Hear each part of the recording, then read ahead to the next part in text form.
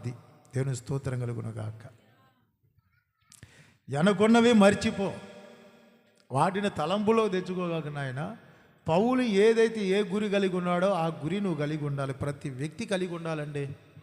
చదువు ఉన్నోడైనా చదువు లేనోడైనా, కుర్రోడైనా ముసలోడైనా ముతకోడైనా, నా వల్ల కాదు అనకూడదు. ఒక గురి ఉండాలి నీకు. నేను ఒక ఆత్మని సంపాదించాలి, ఒక ఆత్మని తీసుకురావాలి, దేవుని సన్నిధికి తీసుకెళ్ళాలి ఒక ఆత్మని అని ఒక గురి నువ్వు పెట్టుకొని ప్రార్థన చేయి.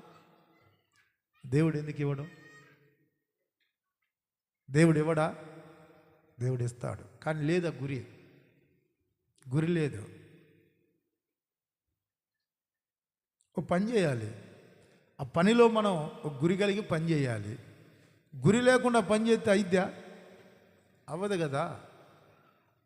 దాని మీదనే గురించుతాం. ఎగ్జామ్స్ రాయాలి. ఎగ్జామ్స్ రాయాలన్నప్పుడు పిల్లవాడు ఏం చేస్తాడు? రాత్రి ఇంబగులు దాని మీద దృష్టి పెట్టి ఆలోచించి ఈ సబ్జెక్టుకి ఏది రాయాలని వాడి గురి కలిగి రాస్తేనే రేపొద్దున పాస్ అవుతాడు, లేకపోతే ఫెయిల్ అవుతాడు.